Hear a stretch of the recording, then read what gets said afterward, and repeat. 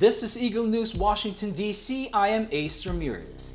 Bamboo Whispers is a collection of Ambahan or Mangyan poetry depicting Mangyan life, love, and legacy. The Mangyan Heritage Center, the Philippine Embassy, and the U.S. Philippine Society bring to Washington, D.C. the story behind and the beauty of this art form. Eliza Gonzalez Manglikmot with the story. Rendered in 2 scripts and in 4 languages in the original Hanunuo Mangyan and translated into Filipino, Spanish, and English by poets, the Ambahan collection in Bamboo Whispers captures the world of the Mangyan tribes of Mindoro. Today, the U.S. Philippine Society, the Philippine Embassy, and the Mangyan Heritage Center will give us a taste of the Ambahan art form discovered with no authorship, making it the Mangyan's gift to humanity. Putyukan no sakiling umadi diing kataway di magdaging. So we called it Bamboo Whispers because you find the poetry in the woods where the Mangyans would carve poetry on a living tree along the woods. Why? For the passers-by to enjoy. So that's forest graffiti, which I think is so much nicer because they didn't sign their names. They just did it for the pleasure of the next person who passed by. If there are close to accurate words to use, could you briefly describe to us the beauty and the richness that is the Ambahan? Oh, wow. Well, what's beautiful about it? Well, first for me, it's because they were written by indigenous people, and most lowlanders, I'll call them, or most urban people look down on indigenous people as being uneducated and their culture being so simple. But the Ambahan, when you read the Ambahan, you will see the depth of their soul and the way they can express themselves. It's just, that's what's beautiful about it. It kind of blows us away with regard to its beauty, the thinking, the philosophy, the culture it represents, the simplicity, and the lyrical nature of the language as it is translated into Tagalog and English and Spanish. Padre, no se me apartó. Cuando yo era niño, aún. You read an Ambahan or a Mangyan poem tonight in Espanol, but it was originally written in Hanunuo Mangyan. But how universal do you think is the theme of the poem that you read, that it communicates to any other cultures, not just the Filipino culture or not just the Mangyan culture? That's why I selected it. I found in its simplicity, and it was just that beautiful simplicity of how parents pass values and experience to children that to me is universal. You speak of simplicity that is in the poem, that is in the theme. What simple things can we do to help the Mangyan people preserve this literature, this form of art that speak their culture? Well, a big first step is the book that is being highlighted here tonight at the Philippine Embassy and by the U.S. Philippine Society. The book is magnificent. It has won this prestigious book award in the Philippines. It's, if I understood it correctly, it's the Magsaysay Award for that particular genre of book. That is a really important first step. We have to go from there.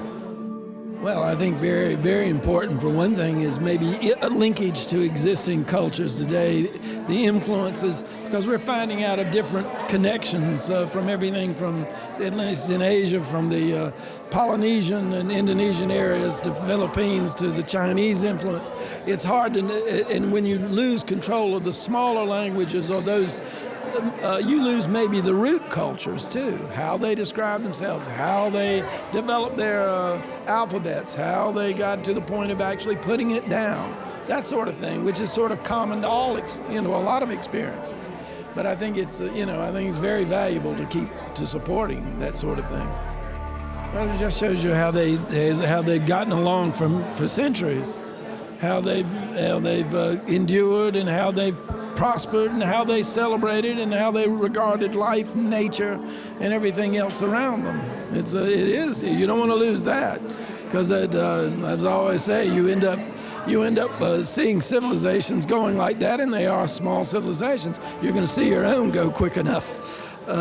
It's vital to keep those connections with all of them. Today, I'm taking home the celebration of Indigenous culture. It's a lesson that the Philippines had a strong tribal tradition before the Spanish came. And it's not only a historical artifact, it is also a valuable culture belonging to living people today, and that these communities matter, and kind of the expression of art as empowerment. I think it's absolutely essential to understanding our cultural history. And I write a little bit about how I feel like community is the deepest expression of love and the deepest expression of self. So for any Filipino kind of seeking themselves and trying to understand how to situate themselves in the ethnic and racial fabric of the United States, understanding tribal traditions is absolutely necessary.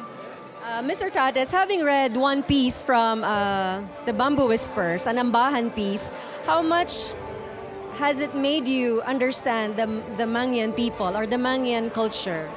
Well, I just read one piece, but in the process of selection, I read through some of the pieces, so several pieces, and what really struck me about the Mangyan is how in touch they are with nature and how much family means to them. And I think this is, we all know about the Mangyan, but there are very specific things about their culture that are still undiscovered by their fellow Filipinos. Do you think this is the same across the hundreds of indigenous people in the Philippines, not just the Mangyan? Oh, definitely. I think there's still a lot of work to be done. Just learning about these cultures. Not only that, not only to learn about them, but to take pride in them. Because the Mangyan script is the only pre-Hispanic script that exists until now, and I can tell you, I didn't know about that until this presentation. Mr. Tates, as a Filipino and as someone who is here in the United States, how much of a responsibility do you think it is to involve yourself in promoting literature of an indigenous people like the Mangyan? It is a very big responsibility. The Central Rizal, Washington, D.C., when it opened last February, so we really made it a commitment to feature the indigenous cultures of the many peoples in the Philippines, because we feel it's very important for our fellow Filipinos here in the United States. So we start with ourselves first before we can even interact with our U.S. friends. But to let our fellow Filipinos know, and realize how rich Filipino culture is. And when you say Filipino culture, it's not just one monolithic entity, but actually a collection of so many diverse and rich traditions and customs. The Ambahan has been described as a, quote, rarefied and vanishing craft. As a Filipino, or as Filipinos, how do you think could we help stop this from dying? One, we really have to, got to have the commitment to go out there and talk to our indigenous peoples, help them record and preserve their traditions. So that would require resources on the part of the government, on the part of the private sector. And then what the Mangyan Heritage Center is doing, teaching the next generation of Mangyans, about their script, about their history, so that they'll be able to perpetuate it, by themselves and among themselves. I think those are just some of the basic things that we can do in order to make sure that this lives on for the next generation. Ambassador, what would be the extent of the embassy's contribution in keeping alive an indigenous people's culture like that of the Mangyan? Well, definitely the embassy here in Washington, we support this kind of projects, and of course we work very closely with the U.S. Philippine Society. And so when they bring up something like this to our attention, and we have something like this is a book launch by Mrs. Fansler, immediately, at least when it reaches my desk, we immediately support it. And if we can do something like this, like what happened today, we will do so in many ways. And of course, if there are exhibits, we have a lot of exhibits that we have with our cultural attaché, and she's been doing quite a bit of this. And so our embassy here in Washington, D.C. will do everything to support any kind of cultural activity to promote our culture in the Philippines. Sir, aside from avenues like this, how else do you think the Philippine representation on this side of the globe could help raise awareness on the plight of the Mangyan people, considered as one of the richness, like you mentioned in your speech, it's considered one of the richest ethnic groups of the Philippines? Yes. Well, of course, there are many other indigenous peoples in the Philippines, but the Mangyans have always been, and I think one of the most fascinating ones, if I may say so. And there's still 8 tribes that are living in Mindoro now, and certainly we can learn a lot from their culture. And I myself was very impressed with the kind of script that they had, writing it in bamboos and all of that. It's very fascinating to see that. And so I think it's something like this is what is very interesting, and I can see that we have had a very big crowd here today, which it only shows that there is a very strong interest in the Mangyan people in the Philippines. Thank you very much, Ambassador. The award-winning book Bamboo Whispers gives us a glimpse of the simplicity of Mangyan life, the big and small struggles they face daily, and their fight for survival as a people. From the Philippine Embassy here in Washington, D.C., I am Eliza Gonzalez Manglikmot for Eagle News, 1 with 25. That is today's Eagle News Washington, D.C. Join us tomorrow for stories that matter to you.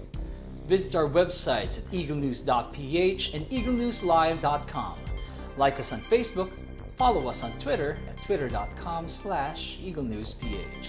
Thank you for watching. I'm Ace Ramirez. I'm 1 with 25.